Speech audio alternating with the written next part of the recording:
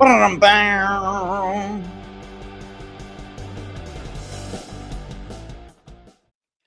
right, folks, welcome to Inside the Numbers with the People's Pundit. I'm your host, Rich Paris, the People's Pundit. Don't forget to like the videos if you like them and share them far and wide. Of course, the best place to follow us is right there on your screen. peoplespundit.locals.com, peoplespundit.locals.com. Links to all our sponsors are in the video descriptions below the screen on your description. And let's get going. All right, hope you all had a great weekend. I'll tell you who didn't. Margaret Brennan and Face the Nation. What an idiot. But this is honestly, oh God, I laughed. This is honestly a product of the greater theme of the show here today, which is that voters have changed. And Washington doesn't want to acknowledge it. And they sure, which is, I'm saying Washington to encompass like all of Trump's enemies, right? Because Trump doesn't just have enemies in the Democratic Party, all right? Obviously, the media, let's throw that in there, right? And the administrative state, of course, let's throw all of that in there, right? But the media is their vehicle, they're their mouthpiece. And what they say is a good reflection of what they're thinking, all right? And in truth, it is going to happen over and over and over again because they want to oppose for the sake of opposing. But Trump has learned a lot in his first term. And he's moving at a pace that they're not used to because, first of all, they're lazy. Let's just cut through the you know what. They are lazy. Government workers are lazy. They've been living off of your dime, playing on Zoom all day for many years now since COVID. They were always lazy before that anyway. The media, once they were like old school Mike Wallace before he was cool, wear out your shoe leather, chasing the story on the beat. That's not who they are anymore. A journalist was a working class job, ladies and gentlemen, which is why they were so friendly to the Democratic Party when the Democratic Party still was a working class party. Now they have completely forsaken the working class, and they are 100% an elitist, wannabe elitist, academic, which is all in the elitist category, and government, deep state, administrative state, the blob. They are their party now, right? So they're lazy. It's just a fact, right? And too many generations, too many phases. I just used the Wallace name. It's a perfect example. Too many transitions from Mike to Chris. Okay? Right? I have to earn what I get, and I understand the plights and the grievances of other people because I used to be one of them. And a silver spoon. I was born with everything. I deserve everything. Give me this. My daddy's Mike Wallace. I deserve it. I can say what I want. And oh, aren't I brilliant? Okay. Too many of those. The media, absolutely. And they hated Trump in his first administration for this. He moves too quick. He's up too early. He does too much. They don't want to do that. They want Biden to call a lid at noon so they could be down to, the Marxist Cafe closed because of COVID, by the way. So there you go. Good job. But they want to be down at the nearest bar, pitching fake war stories to each other, by before cocktail hour. Like, these are lazy people. All right. So it's just true. They're lazy, and they want Twitter to write their stories for them. It's why now when we go to one site to another, all we generally see is what at PPD we used to call regurgitation journalism. And it was simply like copy and paste, or you scraped it. You saw it on another website and you just copied and pasted it. You could see them doing it everywhere. AP has they're a wire, or were really a wire service. And you'll see a ton of people like copy and paste stuff from the AP, and they're like paid. The AP is paid to reprint articles that are then noted as AP. That's not what I'm talking about here. I'm talking about these people going and taking content straight up from somebody else, putting it on their website, and just saying the same thing over and over again. And it works for them because ultimately they're propagandists. And with propaganda, it's very important that you stay on message, right? Right. All right. So there it is. All right. So what does all this mean? So this all means that they are struggling to deal with Trump 2.0, who learned something. He learned a thing or two from his first administration. And there's an article that I'm actually going to read here because they're right. They're 100% correct. But in their knee jerk reaction, and this is the second part of the show, and then we'll just laugh at the product of their stupidity. In their knee jerk reaction to just oppose everything Trump does, they're struggling and basically tripping over them, so just struggling to keep up. All right. Because if they were smart, they would listen to what the American public wants. They would take the lessons of people who came before them and had these similar problems. They would triangulate, they would moderate, and they would work with Trump on issues that they know the American public wants. And here's the kicker. Gallup found something we're going to go over that we've been talking about now for a better part of a year. Right before the election, I remember saying to you guys, and I'll give you a sneak peek. I remember saying to you guys, this electorate's getting more moderate.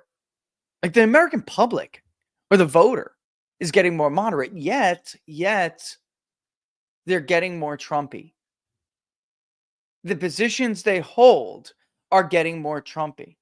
And what was always like, even Democrats, guys, this is why Trump indeed did win roughly 12 to 14% of Democratic men in the state of Pennsylvania. You can't win Michigan or Pennsylvania unless you're pulling some of those. Well, the registration's kind of following in Pennsylvania, but not yet in a state like Michigan.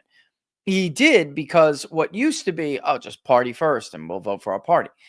They now want to moderate on some of these issues. And you can take what, it's out. The cat's out of the bag now. These 80-20 issues. And that's what Trump has been riding high on, which is why his approval rating is what it is. And among younger people, by the way, even more so. Go check out Mark Mitchell's Twitter feed. He sees it. I see it. Everybody who's a decent pollster, you see it. I mean, we all did. It's like, how the hell did he get so popular among 18 to 29-year-olds? How did this happen?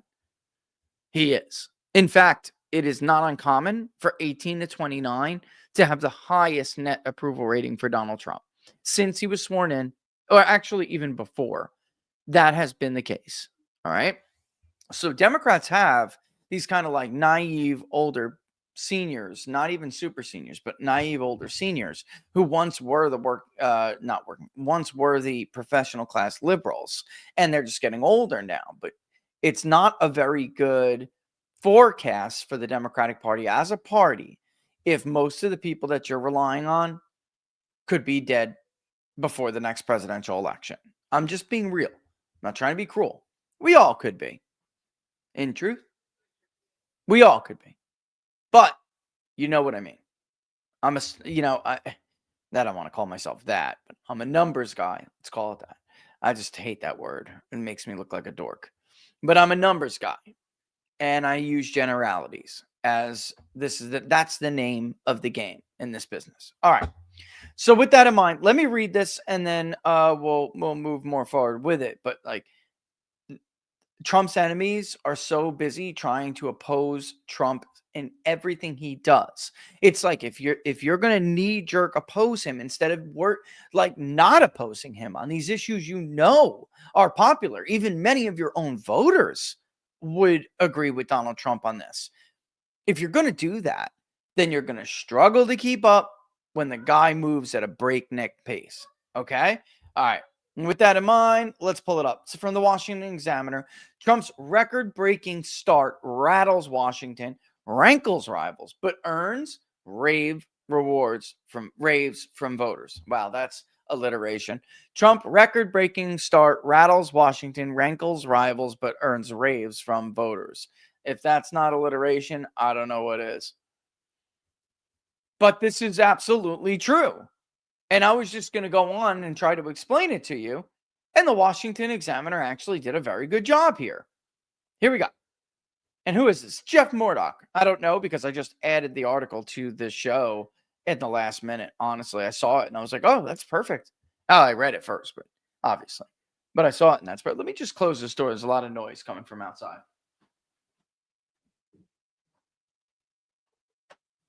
Yeah. A lot of noise. A lot of noise. All right, President Trump, in a burst of presidential action unmatched in modern U.S. history, has loosed a flurry of executive orders to shore up the border and deport illegal immigrants, dismantle the Washington bureaucracy, oust his opponents in the deep state, and reset global alliances. It's been just 4 weeks since Trump's return to the Oval Office. Trump has issued 90 executive orders, memorandums, and directives, an average of 3 per day. That's more than 3 times the pace of his first administration, and more in 4 weeks than the combined number of similar actions by President Biden, Obama, and Clinton. And here's the tragedy of it. He has so many rhino traders in his own party that a lot of this should be legislation, because legislation fights, right, are a great way to show the voter who you are as a party and what your agenda is. Executive actions do come, obviously, and they come with media attention, but they don't come with the fanfare and the back and forth and the, it's certainly more constant news coverage that legislative battles come with. And if you are the Republicans, and if they were united, right, if they were actually united for once, and weren't like, I mean, they're pretentious, folks. We all know the deal. They're pretentious. They say they mean one thing, they do another. They're 100% pretentious. All right, we get it. We know that. But if they weren't, and if this wasn't the Trump era, and I guess I could just stop there, because politics never used to be that way. And for those of us who are old enough to remember, the president got his agenda, guys. He got most of his 100 days. You didn't oppose a president for the sake of opposing him. Why? Because then you were just against self-governance. You had to recognize that the American public chose someone else. They are the ones, the American public looked at their agenda and they said, that's what we want. So many of these agenda items were passed with bipartisan support. You could argue that Obamacare was the end of that, okay? Because even Bush, for some of his agenda items, got Democratic votes. But you could argue it was Obamacare, and that was different. I mean, Barack Obama did not run on socializing the healthcare system. He didn't. He did not run on the program that he put in place. He ran on, if you like your doctor, you can keep your doctor. If you like your insurance, you can keep your insurance. That's, of course, BS. And sitting here, and why I'm sitting here right now, probably, well, I'm not going to say, I mean, it's my own personal business, but that's why I'm sitting here right now with problems, because you can't keep your own doctor. You can't keep your own insurance. So, but Trump ran on everything, right? Bush ran on what he was going to do. And Reagan ran on what he was going to do. And even Clinton did, even though his wife tried to get him to move to Hillary care, which he was smart enough to abandon pretty quickly because he realized he did not get a mandate for that. And that is not what he was elected to do. But he and Republicans worked together to balance the budget. Why? Because there was an election, and because Republicans ran on getting Bill Clinton, forcing Bill Clinton to balance the budget. And Bill understood. We lost. Well, for Democrats, nothing, no issue.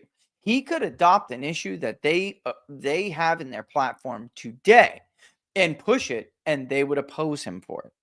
Nancy Pelosi issued a directive to the late Elijah Cummings telling him that he was not allowed to work with Donald Trump on prescription drug reform after he had met with Donald Trump, and the two had a very good conversation, and they came to very common ground on where they believed that Republicans and Democrats could get enough votes to whip enough votes to do real serious prescription drug reform, not executive order reform like we saw from him, because after that failed, he had no choice but to do it, or Joe Biden for that matter, who also tried to take credit of reducing the price of insulin. That was Donald Trump. But in any event, anywho, he just wrote another order, basically trying to overlap Trump's order. But anywho, that's the way it used to be. And they killed that. And now, so here we are. All right. Now he's issuing executive orders. The velocity is overwhelming, said Ross Baker, a political science scholar at Rutgers University. It is the political equivalent of a major military offensive, and the ground game isn't quite being fought yet. The blitz of activity has stunned Trump's opponents, who are scurrying to decide where to direct the resistance. That is so true. I mean, they are right. Who is this again? I'm sorry, I keep forgetting his name. Jeff Murdoch. He's totally right. This is all of our talking points. Except for the fact that this is what I want you to take away more than anything. If you plan to resist everything like they did in Trump 1.0, then if he moves at this kind of a pace, it's going to be chaos. The messaging is going to be chaos. The organization is going to be chaos. You won't be able to do it. It's too much. And by the way, they're not even winning on their typical go-to strategy, which is to sue, to get some hack judge on a lower level, a lower circuit, who doesn't have the power for national injunctions to issue a national injunction anyway, or something like that. They just lost with the Doge case earlier today, when the judge refused to stop Elon Musk and Doge. So anyway, Democrats' slow, sporadic, and splintered responses have angered party officials and voters alike. He means stalwart Democratic voters. The voters themselves, well, no, that's a true statement all around. Because they're angering their own party loyalists who are getting fewer and fewer every day, right? They're angering their own party loyalists who want them to resist, and they're angering the rest of the country, which is the majority, who doesn't want them to resist. Poll after poll after poll after poll shows that they like what he's doing, and that's it. Unless, of course, you grossly skew the questions in a manner that I cannot believe we would ever let a pollster get away with. But now that's just part of the new age we're living in. The Doge question was just outrageous. Outrageous. Elon Musk is stealing your private data. Do you support or oppose him doing this? What? Anyway, Democratic leaders have grappled with which issues to emphasize. Should the fight focus on Mr. Trump's defiance of judges trying to block his orders, or the impact of reduced foreign aid? Should it defend the civil servants or zero in on the alleged economic threat of Trump's policies? Only recently have Democrats coalesced around attacks on the Department of Government Efficiency Director Elon Musk as a boogeyman bent on pickpocketing Americans' data and wallets. Here's the problem. Before I read that quote, maybe don't ask Elon Musk to save the Ukrainians from the Russians with Starlink. Maybe don't beg Elon Musk to rescue your astronauts that you incompetently got stranded up there. So, Elon Musk is popular with young people. When I brought up before that Trump's approval rating is very high with the young people, do you have a teenage kid? Especially a teenage son. Elon Musk is the shit with these kids. Are you kidding me? Every one of them wants a Cybertruck. They all think they want to be Elon Musk with billions of dollars. Like, I want to create the next new thing. I want to be able to just buy a social media company. He's liked. So it's not the smart play, but they'll let them do it. This is how Trump operates. He creates shock and awe, and executive orders are his tool of choice because it allows speed and brutality in a way that other actions don't, said Matthew Schmidt, a political science professor at the University of New Haven. His first deadline is the 2026 midterms in 18 months. I mean, that is technically true. However, he could keep on keeping on with what he's doing here. Doesn't matter if Democrats take control of Congress or not, which they're not getting the Senate. That's not happening. House is a rosier picture for them because the gerrymandering that they put in place before 22 is still in force. Thank you, Chris Christie, you fat piece of crap who can't do anything right at all. And if the guy's not like, I don't know, maybe just keep it to myself. The guy knew how to play New Jersey politics correctly. All right. And that requires certain things. But he can't do anything else competently, apparently. Polls show that Mr. Trump's early actions have been popular with voters, and his approval rating remains positive. By the way, even Napolitano News, their sponsored poll from Remington Research had Trump up. I think it's like approved plus 14 or 12 or something like that. That is the correct range. 8 to 12 is roughly the correct range for Trump right now. Mr. Trump is governed primarily by executive fiat. He has signed only one bill, the Laken-Riley Act. Named after the Georgia student killed by an illegal immigrant, the law orders the Department of Homeland Security to detain and thus speed the deportation of illegal immigrants who commit theft, burglary, or shoplifting offenses, as well as crimes such as assaulting law enforcement or killing or seriously injuring someone. And by the way, Selena Gomez, that's what you were crying over. You were crying over those people being removed as a result of the Laken-Riley Act. I'm not going to get into the graphic detail, but she put that video up after they took a man into custody who maliciously raped a woman so bad I don't even want to repeat it on my show again, which I did once. I did tell you what some of the details of what he did. It was absolutely horrific. That's who that dummy was crying into her TikTok camera over. Although Republicans control both chambers of Congress, their thin majority in the Senate empowers Democrats to kill most legislation with a filibuster. Mr. Trump has turned to executive orders to take a wrecking ball to the federal bureaucracy, which he blames for thwarting most of his first-term agenda. By the way, I'll be honest with you. If you are a person, and I mean, you really, everyone should begin at this point, but they don't, unfortunately, anymore. If you are a person who understands that the nature of government is not good, it's not positive, it's never used as some referee or arbiter of justice to right the wrongs that the big guys commit on the little guys. It's never that way. That is never how this goes. And if you are that person who understands that, then in all truthfulness, the fact that Congress is doing nothing and Trump is slashing bureaucracy is the golden era for you, the golden age.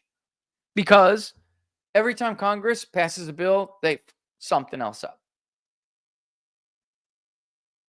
You don't want them doing anything. Next time they pass a bill, you're being robbed. Every time they pass something, they create another problem, especially major reforms. The only thing we should be doing is taxes. Honestly, if they can't get immigration stuff through, which they did. That was smart, and that was the first thing. There's nothing Congress can do, really. Well, that's not true, but it's not immediate action. There's not a whole lot that they can do for inflation. Those were administrative policies. And unfortunately, what's the name of that? Oh, inappropriately called the Inflation Reduction Act. The money's spent already. What he can do is make sure the government is not as big as it was, because then it will, by necessity, require less money. Yes, Congress should be cutting big things. They should be.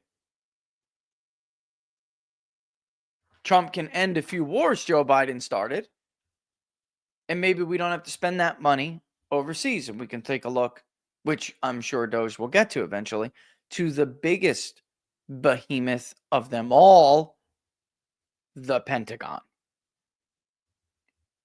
You want to kill inflation? Kill spending on $2,000 hammers. He has used executive action to reduce the size of the federal workforce through buyouts and layoffs. Did I mention, by the way, the Tax Cuts and Jobs Act has got to be permanent? Even improved would be nice. The executive orders included creating Doge, freezing federal hiring, offering buyouts to roughly 2 million federal workers, and ordering government employees to stop teleworking and return to the office. You see oh my God, right there. That is so important to this, into understanding this blowback. I told you, I'm not kidding. I'm not making fun of you, of any of them. They're lazy. compared to the private sector and the middle class, the way that you and I understand working and making a living and the grind that we have to go through to make sure that our families are taken care of. There's a roof over our heads, the lights remain on, there's food on the table. They don't know anything about that. They get good money for doing less work. And by the way, the money comes from the money that you pay after you break your ass. These are lazy people.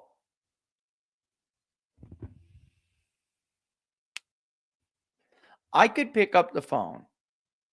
Speaking of healthcare, I could pick up the phone right now and call over to the Durham VA and ask them what the status is of the referral that my doctor sent in for their approval. And I guarantee you that the phone, nobody will answer it because they're not there. Mr. Trump signed half the orders on his first day in the White House. A month later, he is still going strong. He has intensified efforts to shrink the federal workforce by ordering agencies to lay off all probationary employees without civil service protection. This will affect hundreds of thousands of workers. It's huge. He made it easier to fire foreign service employees. In other words, those are diplomats, all right, especially, and then people who are fake diplomats. Yes, fake diplomats. A foreign service employee is the number one cover for spooks around the world who are in places that they shouldn't be. And they empowered DOJ to cut agencies and sub-agencies. Mr. Smith said the workforce cuts will have the most significant impact because, quote, it's the way he's trying to remake the government. By the way, one piece of legislation, because he's about to get into unions, which I'm probably going to take. It's already 2:30. I'll probably have to get there. But the work on the unions, brilliant. Josh Hawley's going to introduce a bill, a pro-union bill. They're trying to turn everything on its head. Why are they doing that? It is a promise that they made to certain groups. They're keeping it. They told the Teamsters they would do something. They're going to do it. They told the workers, not the leadership, but the workers of United Auto Workers, and they're going to do it. It's that kind of stuff is certainly worth doing. You can only do so much with executive orders, but I agree with Schmidt here that remaking the government is key because starve the beast doesn't work. Starve the beast is this theory, this idea that you can shrink government by shrinking spending. It's that simple. And Trump tried that his first time around, and he found out very quickly that even so-called small government Republicans are full of crap. So instead, he's going to shrink the government. And there's going to be agencies and sub-agencies in the budget that are no longer exist or are cut dramatically. Why are we sending them money? They're not even there anymore. What are you talking about? Go by their executive offices. It's closed. That's the way you're going to have to go about it because Starve the Beast failed. Unfortunately. Unfortunately for everybody, because again, we can't afford any of this. So it doesn't matter if you're a Republican or you're a Democrat. We're going to go bankrupt. All right. And this is what people wanted. People made a decision. Everything was out there and laid out there for them. Nothing was hidden. He never lied about anything. He even said he was going to deputize people like Musk. And he mentioned Kennedy too, and like Ramaswamy. And so he told people exactly who he was going to bring into this administration and exactly what they were going to do.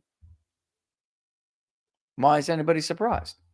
And further still, why is anybody surprised that voters are happy with it? It's 2:32. Let's take a break. But there it is. Maybe, just maybe we'll be able to get back to that because I did want to go over some of the union stuff, but birthright citizenship was blocked. The resistance did get that. I think that was just, however, a campaign promise, that he made and he wanted to deliver on. By the way, even in the crappy CBS YouGov poll, because I did want to read these are descriptions of Donald Trump. Tough, 69%. Energetic, 63%.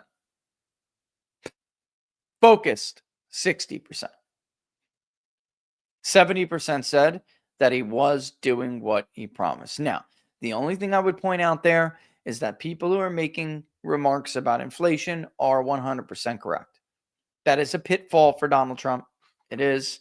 And he needs to at least make it look like he's addressing it. All right. Although it does look like, I mean, it's just ridiculous, absolutely ridiculous that anybody would talk about the cost of eggs or the cost of a gas. It's February 17th. Like anything in the market, any mechanism that was put through to alter the market for things like eggs, other food staples, right, was already put in place. There's not a whole lot you can do about it at this current moment. Although it will help in general, not with those, but with other goods, especially durable goods.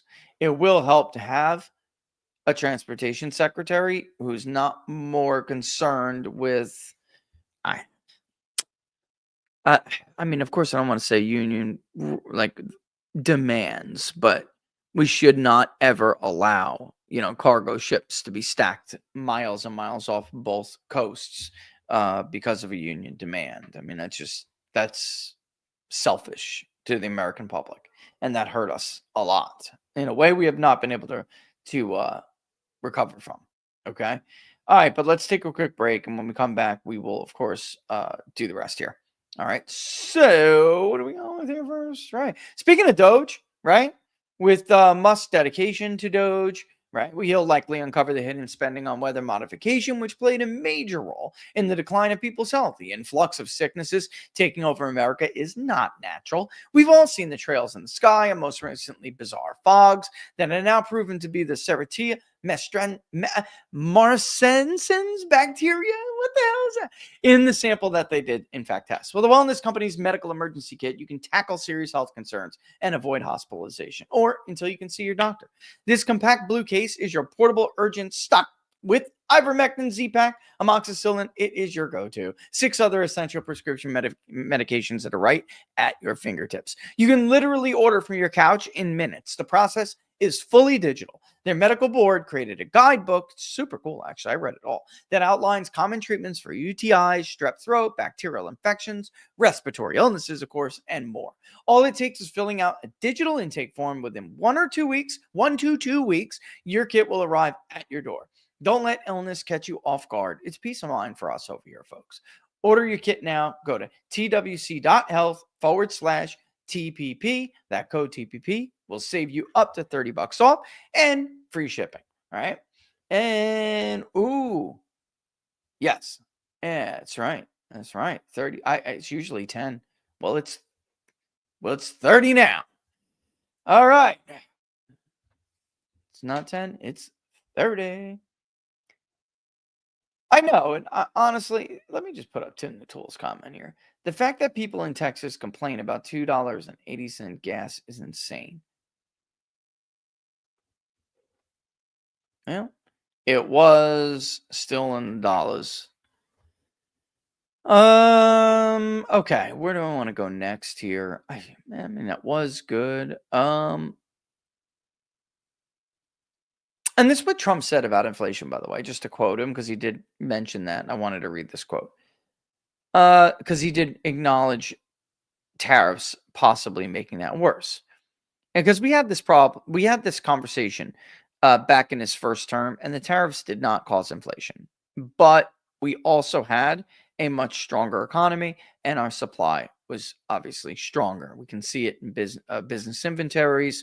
We can see it in trade. We can see it in the ISMs and the panels, the comments from the panels, that we do have a supply issue. Prices could go up somewhat in the short term, but prices will also go down, Trump said. This was on Thursday.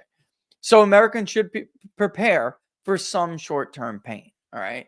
And that is what he was talking about when it came to Canada, Mexico, and China. You might have saw, by the way, the national anthem was booed in Canada. Well, I'll tell you, Americans will be more inclined to deal with a little short-term pain to hurt Mexico if they keep seeing that. All right. All right. So, but honestly, it's not really necessary. They're going to break. Canada cannot survive without all of these people. It's really a bit of a joke, except for China. That's totally different. They will suffer pain. They don't care about their people like that. They will. But Canada and all the rest of them, they really don't have a damn choice. As long as we apply the pressure points that we need to apply. It's the same thing. I find this funny with how these nations act towards us. I wouldn't care if they didn't get all this money and they didn't get all this help. Once you do, though, live off of somebody else's dime, you are subject to what they care about. So you have Canada pulling the crap. They're pulling and acting as if they're autonomous or something. You're not. You can't survive without us. I mean, you can, but your standard of living will not be what it is, which is what they should be forced to endure. Sorry to my Canadian audience, but it is not on us to make your quality of life better. It's not.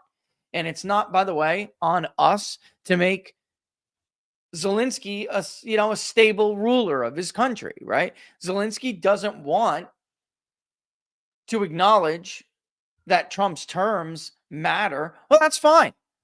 Then he can figure out how to keep his head on his own damn shoulders without any help from us. You want to take our money, you want to take everything else, then of course you have to listen.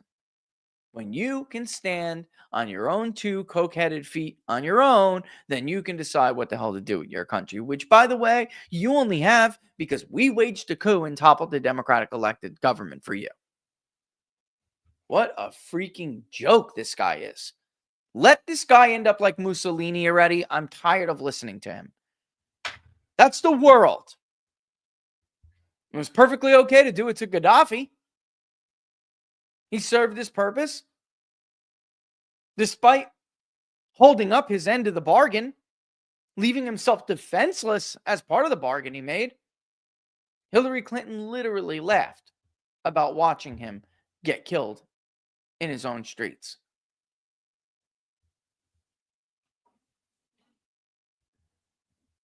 Anywho. 241. What none of these people are acknowledging, and I think Republicans are no different, or Washington Republicans are no different, is that America's views are changing dramatically. And that includes even many, many Democrats. And let me put it up on the screen, and we're going to read this. I could do this quick enough. I just want to leave. The video is not that long. But Americans have evolved quite a bit even from 2016, and their views and their how they identify with certain parties and ideology because of their views have changed. And it's really fascinating because as they seem to be moving to the middle, their views are not. Their views by majority are getting markedly more right. I don't know how else to say it because we're going to talk about what's wrong with the conservative brand. And certainly liberals have their own problems, but they were never a plurality in this country. So falling like that is remarkable. Also, the percentage of people who called themselves conservative was higher. It was a larger share of the electorate in 2016 than it was in 2024. Even though Trump, he won, pretty decently both times, but 24 was a freaking rout. I mean, he won Pennsylvania by more than twice the margin he won it by in 2016, folks. Right? There were some states that were closer, like New Hampshire was closer, right? But then you had other states, and that's why he won the popular vote, like New Jersey, deeply blue, or at one time deeply blue, getting very close. All right. Let's just totally remove this before I click it and pop it up on the screen again. All right. Let's put it up here. Finding from Gallup. This too, by the way, was actually done last week, but it wasn't put up until the weekend. So, or put up on RCP till the weekend. When was like 4 days ago? Yes, it's Thursday. I thought it was Thursday. That is Thursday. All right. Bear with me 1 second. Where's my tea? Where is my tea? You know, while just to give you this clip, we're going to get into that actually. That'll be the last part of the show, but he absolutely was in the right. My thoughts are this. Why is everyone so hell-bent over J.D. Vance defending free speech?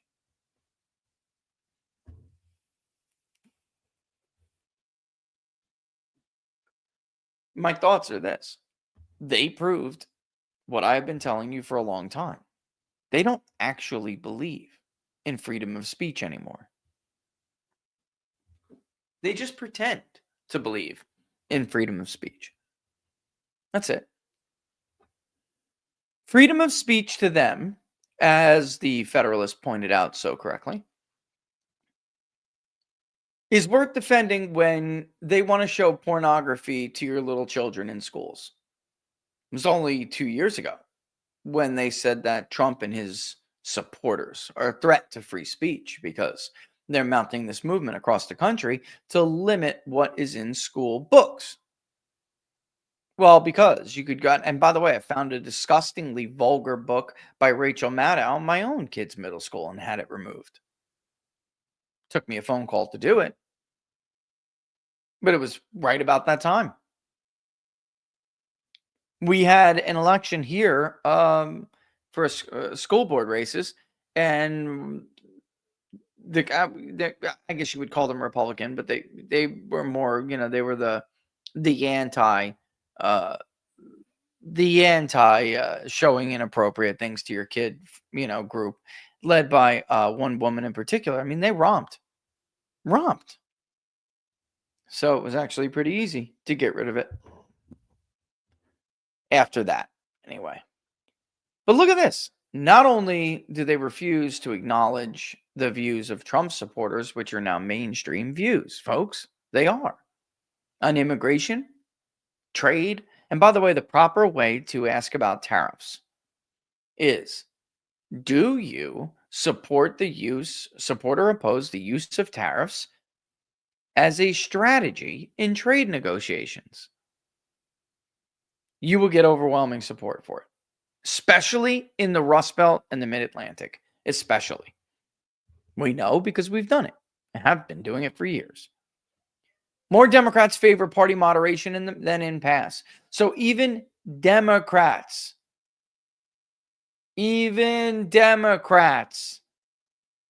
want their party to moderate, and they won't listen to them. Plurality of Republicans favor the status quo for their party. Fewer say it should be more conservative. Looks like Gallup is finally catching on to what we have been saying for the better part of a year.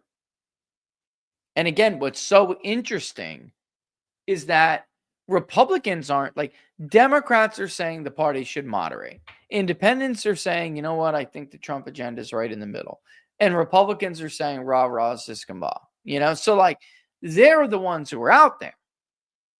They're in a gross minority, but they have all the representation. So they sound so loud and they sound like they're a majority. They are not. Not even close. And even though 2024 was the most moderate electorate in modern presidential times, Trump won comfortably. Yet Republicans trailed him down ballot, right? This is important to recognize. Republicans trailed him down ballot. Why? Well, probably part of this. The second part of this right here.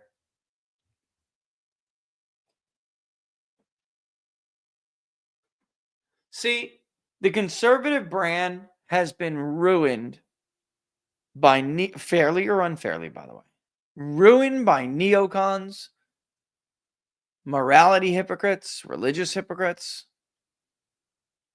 of course, establishment Republicans who claim to be conservative. The Paul Ryan conservative. Let's call it that. The young guns. My foot, young guns. What a joke. What a joke. That brand has deteriorated dramatically, but it doesn't mean that support for conservative policy has. It's just that when people think of the term or the identification conservative, they're thinking about these hucksters whom they don't like. In the wake of the 2024 election and Donald Trump's inauguration for a second term as president, a plurality of Democrats would like their party to become more moderate, with a similar plurality of Republicans favoring the status quo.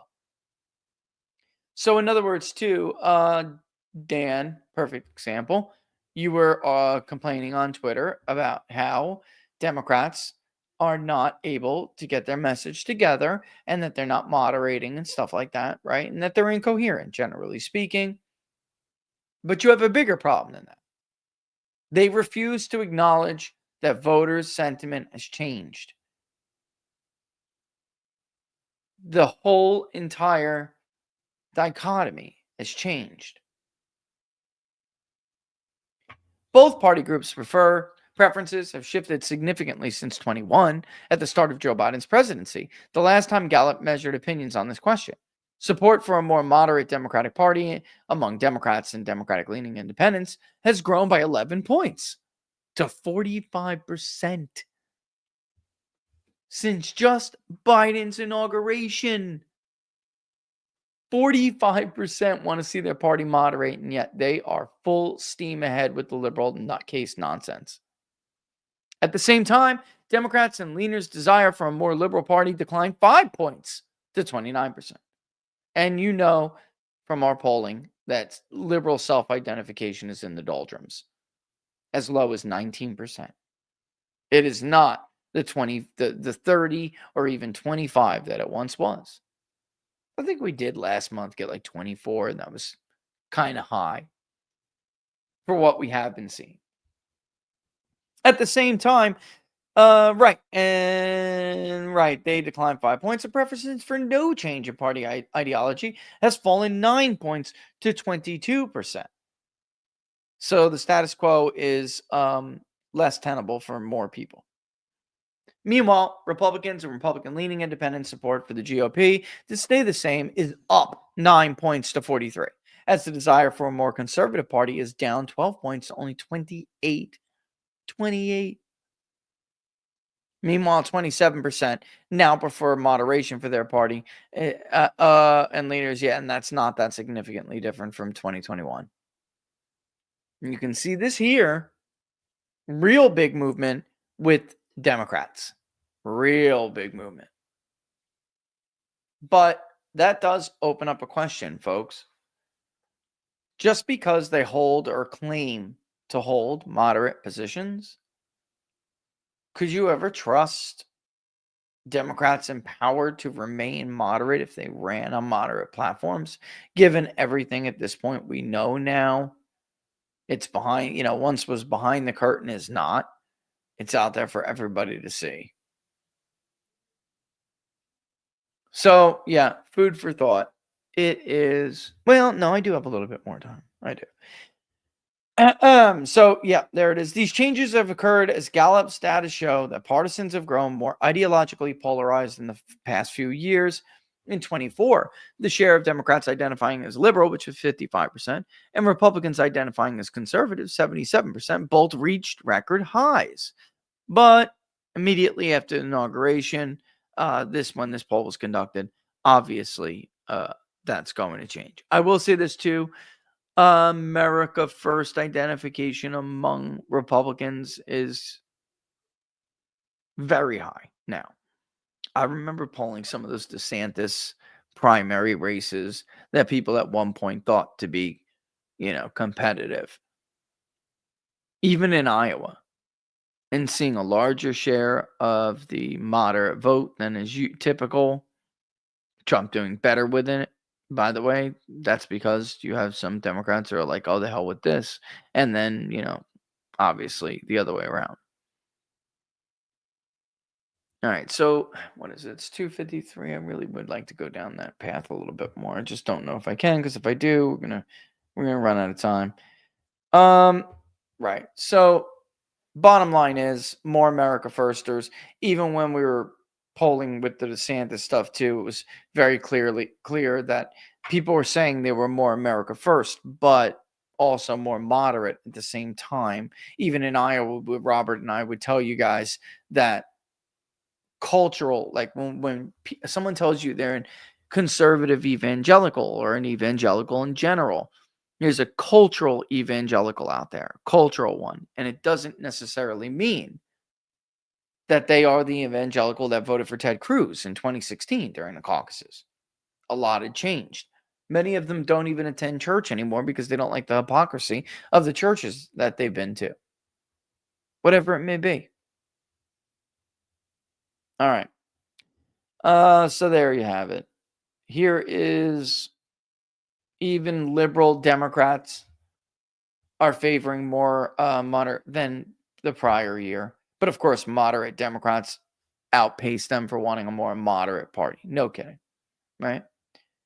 But to become more moderate among liberal Democrats is up considerably, right? Or become more liberal, excuse me, among liberal Democrats. So there, how could we interpret that? As most of them are, or plurality, is beginning to feel that they should moderate, those who are liberal actually want to get more liberal. That's not a good direction. That's talking here. That is a bubble. Well, they're already in one. But maybe it's a bubble that's ready to pop because they're going to get blowback for this. They're going to get consequences for it if that's the route they go. It's not clear. Republicans are dumb and they have an incredible ability to screw up, give their, almost defeated opponents, throw them a lifeline, maybe a key to the cuff, let them go and do something else.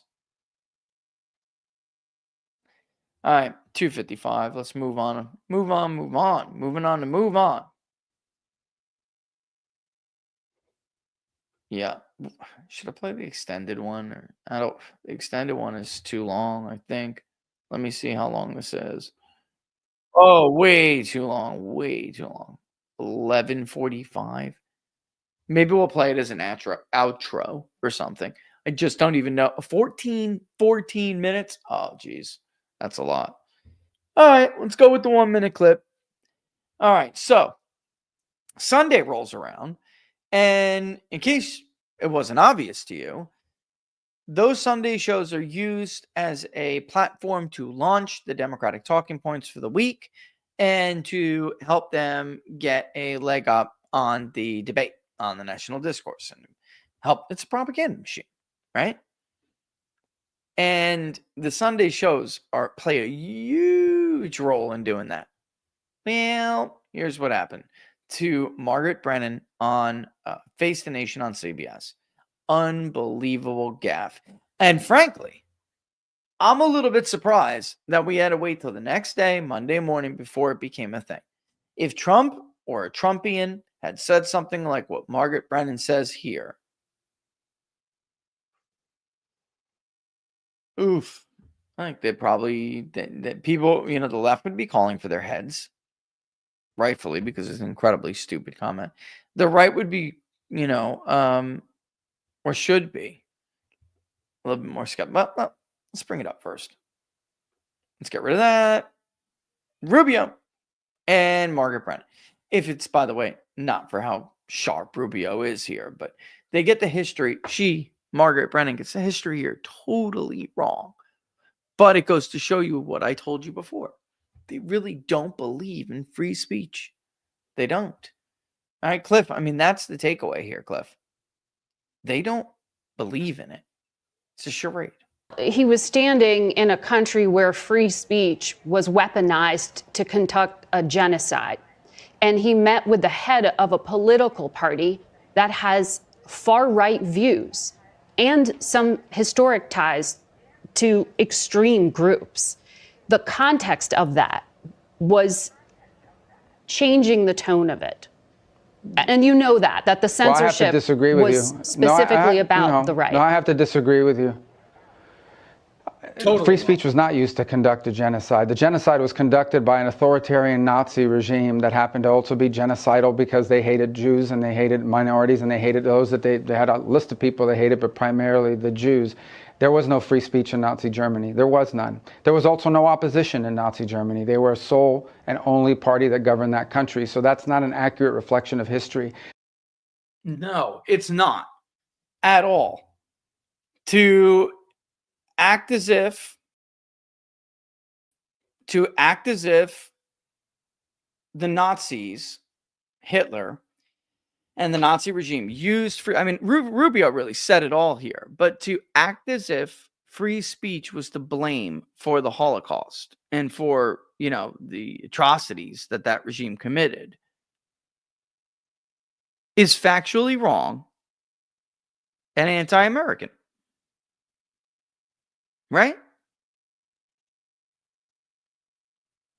I mean, that's the thing too. I just saw a comment in the chat. I mean, the problem here is that the left wants to redefine fascism. We had a show on this a couple of weeks ago. I'm not going to reiterate it over and over ago with 1 minute left to go. But fascism is not a right-wing ideology. Not right-wing as we have right-wing in this country. Fascism is a form of socialism. Even though they typically hate their brothers in arms, communists. Fascism is, of course, totalitarian, but authoritarian is a better word. At least they have the veneer of capitalism. They make it look like it is. Kind of like what we have. And that's a danger, too, for Democrats here. They want to moderate. Well, the moderate wing of the party was the corporatist wing of the party. Corporatism is a new, nice, fancy word for fascism, where government directs labor, production, energy, manufacturing, and there's just, you know, puppets, puppet corporations who do what the government says anyway and directs anyway. So in Hitler's Germany, you could have had some kind of factory. Well, he's going to want you to clear it all out and manufacture weapons there or something. And you really have no choice but to do it. If you're a car manufacturer, even though Ford did this, they did the same thing, but they weren't forced by the government to do it. Many of those automakers were converted into like tank makers and stuff like that. But this is insane. But it does serve a great purpose. And that great purpose is to prove to you and help you explain that, to help you understand that they don't believe in free speech. They don't. Well, that's it for us. All right. Until tomorrow. That is in case nothing goes wrong tomorrow. Tonight I'll be on Solomon, 6 o'clock, 6:10 technically, but tune in and watch a show at 6 anyway. He's always got a great show. And I will see you guys there. Don't forget, if you like the videos, to like them and share them far and wide. The link is right down there. You can see it on your screen, peoplespundit.locals.com. That is the place definitely to sign up, peoplespundit.locals.com. The links to our advertisers or sponsors, they're all in the video descriptions, and you should definitely go and check them out. That's what makes the world go around, and we thank them for it. I feel like I'm missing something. I guess it's just a Solomon thing. Yeah, it's the Solomon thing. All right, so with that in mind, I'm going to go take a mini break and let my body recover before I have to do that appearance on Solomon. All right, so I will see you guys in a hot couple hours here. What do we got? About 3 hours. Tune in. Don't miss it. And as usual, as Laura likes to say, deuces! Nothing but love for you.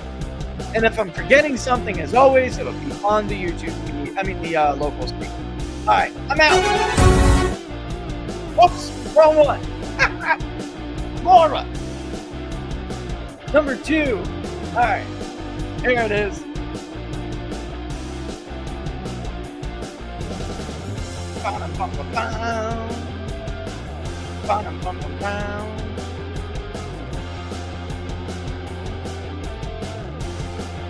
Remember, if you're going to oppose everything, you'll effectively oppose nothing, especially if somebody's moving at the pace that Trump is moving at.